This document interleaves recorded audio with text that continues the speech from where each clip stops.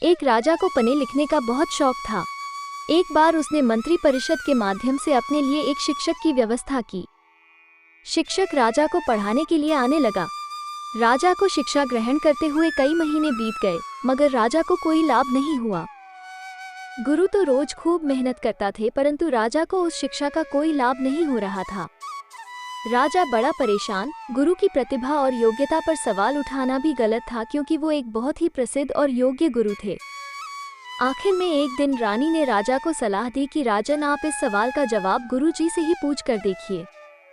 राजा ने एक दिन हिम्मत करके गुरुजी के सामने अपनी जिज्ञासा रखी। हे गुरुवर, क्षमा कीजिएगा, मैं कई महीनों से आपसे शिक्षा ग्रहण कर रहा हूँ, पर मुझे इसका कोई लाभ नहीं हो रहा है। ऐसा क्यों है? गुरुजी ने कहा, राजन, बात बहुत छोटी है, परंतु आप अपने बड़े होने के अहंकार के कारण इसे समझ नहीं पा रहे हैं और परेशान और दुखी हैं।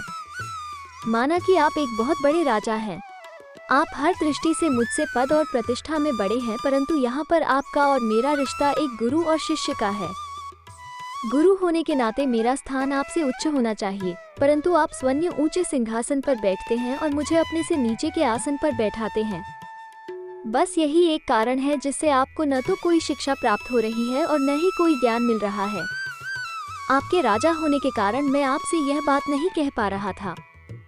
कल से अगर आप मुझे ऊंचे आसन पर बैठाएं और स्वयं नीचे बैठें तो कोई कारण नहीं कि आप शिक्षा प्राप्त न कर पाएं। राजा की समझ में सारी बात आ गई और उसने तुरंत अपनी गलती को स्वीकारा और गुरुवर से उच्च शिक्षा प्राप्त की। मित्रों, इस छोटी सी कहानी का सार यह है कि हम रिश्ते, नाते, पद या धन वैभव किसी में भी कितने ही बड़े क्यों न हो, हम अगर अपने गुरु को उसका उचित स्थान नहीं देते तो हमारा भला होना मुश्किल है। और यहाँ स्थान का अर्थ सिर्फ ऊंचा या नीचे बैठने से नहीं है। इसका सही अर्थ है कि हम अपने मन में गुरु को क्या स्थान दे रहे हैं। क्या हम सही मायने में उनको सम्मान दे रहे हैं या स्वयं के ही श्रेष्ठ होने का घमंड कर रहे हैं?